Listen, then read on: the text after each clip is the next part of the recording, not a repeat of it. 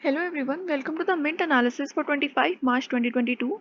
I have already shared the text analysis on my Telegram group, so in case you want to join it, you can find the link in description. So today's highlight is about the Indian policies which are currently reversing and foreign funds are facing problem due to it. So it is based on the recent announcement that was being made and where SEBI ordered 26 foreign funds to shut down. So why did this happen? What are the concerns? What should be done going ahead? All this is being discussed. So the first thing is that in 2014 there was a rule set up. So it meant to lower the compliance requirement. At that time, SEBI was shifting from FII regime to FPI regime, which means it was encouraging foreign portfolio investment and not foreign institutional investment. So for that, it had a regulation which says that fund had to be a member of IUSCO. So the investor should be a member of IUSCO. And further questions were answered in a FAQ format, in where in 2016 it was said that an existing fund can pay a conversion fee and then can carry on its business. So this was done through FAQ format.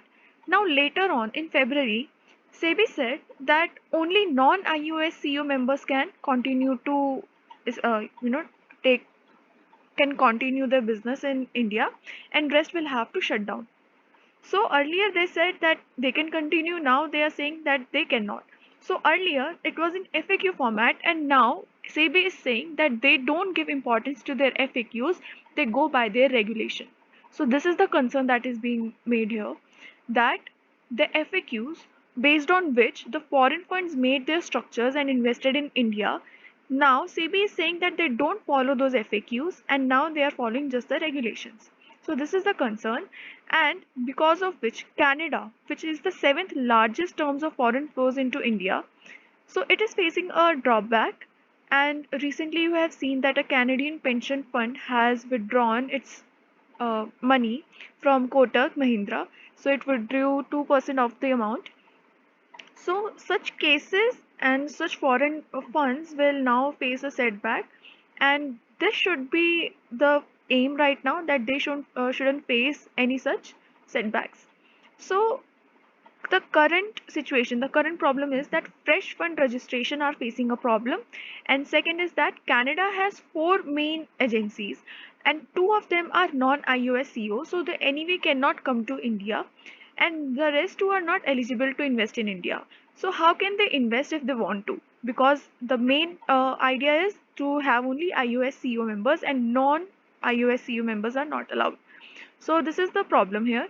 And what are the missteps which were taken previously in history? So here are some things. So in here, some taxes were imposed on them, and some foreign investments were being discouraged, and how they are mentioned here. So in 2015, 300 foreign investors were slapped with a minimum alternate tax, where they had to pay an additional tax rate of 20% on long-term capital gains. This was the first thing. In 2018, the NRIs can't be beneficial owners of a fund investing in India. So this was the second thing, second misstep they had. And the third is in 2019 they proposed levying a surcharge on FPIs which were registered as trusts. So all these three steps discouraged the foreign investors, and this shouldn't have happened. And currently the reversal of policy is also one of the things that we will be going through regulations and not through FAQs. That is also contributing to the problem. So now what is the way forward? So you have already seen that right now the economy is such that the foreign investors have been the net sellers in the market.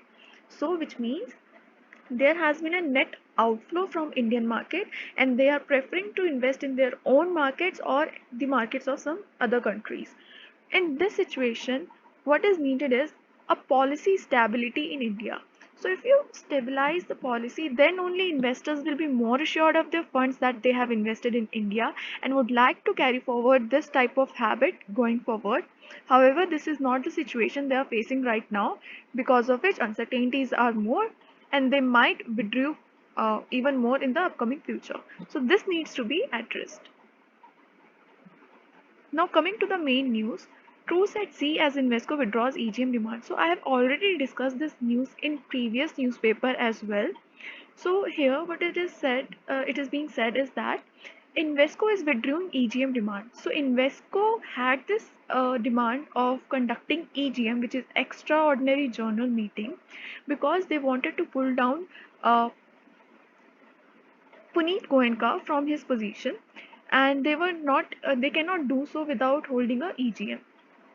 And why they wanted to do so? Because they thought that there are some corporate governance lapses, and to reduce them, it is better to have some other directors, six new directors in the board, because of which they wanted to hold the EGM. However, after getting the nod from the court that yes, you can hold this type of meeting, you can have an EGM to do so, Invesco is saying that they see the potential from Sony-Zee merger, and if they pull down Puneet Goenka, then what will happen is that the Z Sony merger deal won't be happening anytime soon. So, looking at the profits that Z will be having through this merger, they are saying that okay, we won't be holding any EGM, and anyways, our concern will be solved if the Sony-Zee merger happened, and then there will be some composition changes in the board of directors. So because of that, they agreed that okay, we are fine with it, and we don't want to hold an EGM.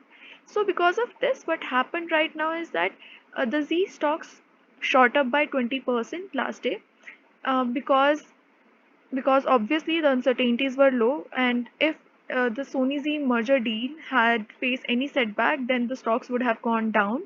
And since this uncertainty has been to zero, so because of which the prices rose up. Next is drug metal companies gain from supply disruptions. So these companies are gaining because the demand that EU has can be now fulfilled by Indian companies. So now the steel makers, the aluminium makers, and the pharma companies, they can serve to the needs of EU and many other countries who were dependent on Russia or Ukraine. So because of that, the demand is being now fulfilled by India, and hence they can gain some return from here. Next is Airtel 5G network to run on European gear. So it is being said that Airtel 5G will prefer European vendors such as Nokia and Ericsson, and not the Chinese vendors. So this is the strategy they have put forward. Next is gig economy sets the agenda in insurance technology space. So this is a booming sector that we are seeing in India. So gig economy workers are those which work on contractual basis, or you can say on hourly basis. They have their targets which they have to fulfill, and it's not a kind of permanent job that you are serving for a year or a two. So this is not the case, and because of which when such kind of population expands, you need to provide them with separate products, specialized products, and insurance companies are right now building separate products for to serve the needs of these economy workers. They have to set special regulations that you need to work, or you need to have certain quality hours, or you need to have fulfilled the targets that you have been given, based on which we will provide you the insurance cover. And there will be daily or weekly insurance covers based on their performances. So this is an emerging booming you can say sector, to which insurance market is catering right now. Next is lead negotiators for India EU FTA. So in this free trade agreement, the key demands from both the sides are that EU wants duty concessions for automobiles and wines and spirits, whereas India is pushing and it wants to have greater market access in financial services and mobility for professionals. So you can say that these are, you can say, type of commodities they want to have advantage over. So this is the news. Next is IEA moves over oil release from reserve. So IEA is thinking of releasing more oil for its member countries, because it has put some restriction sanctions on Russia, because of which EU nations are suffering and many other countries are suffering. So in order to avoid that, they are thinking that they will release more oil from the reserves that they have. Next is India's gig economy. So we have already seen here a clear definition is given. That's why I have highlighted it. That gig workers include independent contractors, freelancers across sectors who can be employed by multiple firms, platforms for a few hours a week of the worker's choice. So these are called gig workers. And how they will be providing the insurance cover, so they will also depend on productivity and on meeting their hourly targets. So these are the 2 points that I wanted to highlight from here. Next is about Nestle. So Nestle has seen a good year, and they had so here it is saying that the dishes and cooking aids, this segment grew faster than the milk products and nutrition, and also how they have managed the revenue since all the firms had margin pressure. So they actually reduced their advertisement expenses. By reducing their advertisement expenses, they were able to have greater EBITDA, which served to its need. So this was the first strategic thing that did. Second is that Nestle has strong pricing power, which means it can increase its power without reducing much of its market share. So this is the second fact. And the third is, right now, even after having a drop in its stock, it is currently trading at a premium. So the stock is trading at a premium even at such a time when economy is going through the stressful situations. Next is about stock markets. So here it is seen that in fiscal year 2022, there was net addition of more than 2.83 million demat accounts per month. 2.83 million demat accounts per month, which was more than double of fiscal year 2021. And why did this happen? Because at that time, due to COVID, the returns that they were seeking was not there in any other option, but was there in equity markets. So they were able to have good rate of returns in equity markets, and hence they were pushing more and more funds into it. They were having their household savings being put there in the equity markets, because of which the IPO had greater valuations. They were able to raise more money, and because of which you have seen that there were more unicorns as well. So here some facts are given, some figures are given, which says that the household savings were 2.7% in March 2020, whereas it's 4.8% of household savings right now. So you can see it has approximately doubled. So the equities, in equities only 4.8%, earlier 2.7% of household savings were there. Right now it's 4.8% of household savings. So this is the news. Next is about Uchi Soya, which is going to raise 4,300 crore through follow on public offer, so that these funds can be used to go debt free. You should know that Ruchi Soya was acquired by Patanjali, which is now its parent company. So it was acquired because Ruchi Soya was debt ridden, and they were not able to conduct their operations. And because of which, when parent company acquired it, they had to do certain turnaround strategy. And at that time, the debt was around 12,000 crore. Right now, they are saying they are going to pay off 3,300 crores of debt. So Ramdev is saying that they have efficiently had turnaround strategies at place, and right now they are aiming to just make it debt free and make the more returns of the Ruchi Soya. And also this is being, this they are closing it on 28 March, and you can see that the markets are volatile, but they are able to take the risk. They are ready to take the risk, and through the price band that they have set. So let's see what happens with it. Next is crude prices ease. So we have already seen that IEA is going to release some oil reserves, because of which, on the hopes of which, the crude prices are easing. They were higher, and now they are a little low. Next is about Sebi levying penalty on access for breaching of iBanking rules, and it has a fine of rupees 5 lakh now, because of the handling certain because of the handling of certain public debt sales that it had. So this is a pretty clear news. And here I wanted to highlight some figures that after the merger, so Sony will be the sole promoter with 51% of stake. And here you can see the breakup of Z shareholding. So 96% of Z shares are in the hands of non-promoters, and the foreign portfolio investors owns 52.21%. Next is about unicorns. So you have seen that there were 42 unicorns in 2021.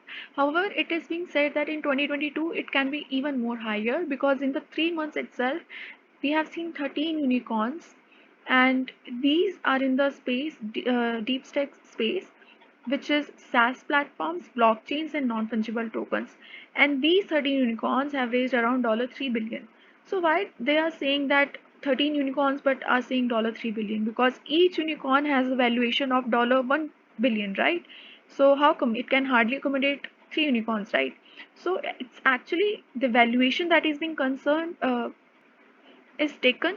So here they have a valuation of more than $1 billion, but they haven't sold their 100% equity share. They have sold only some of its equity shares, because based on which they have raised only $3 billion. But if we look at the valuation of each of these companies, they have the perceived value has that valuation has touched $1 billion. So for any clarity regarding unicorns, you can also see my video why IPOs in 2021. I have given a clear picture about how unicorns get its name.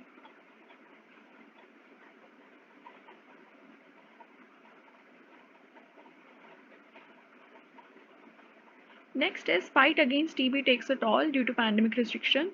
So here they are talking that due to pandemic restriction, many TB patients were unable to go to the hospital and get their medication done, because of which we have seen a surge in TB patients right now. So that is the news. Next is India loses crude oil worth 11,000 crore, and this is because of the inadequate water injection. Maybe they are talking about, so when you have oil, if you know that oil floats on water, so maybe to extract it they used to have water injection so that oil floats and they can extract the oil. So due to inadequacy of water injections, losses of crude oil has been faced. And further four reasons are mentioned. First is aging of injection infrastructure. Second is frequent pipeline leakages due to poor quality of injection water. Third is non-implementation of feasibility report inputs, and also the high gas oil well ratio. So these are the four things mentioned. So this is all we have. And if you have liked the video, please hit the like button and subscribe to my channel. To join my Telegram group, you can find the link in description. Thank you so much.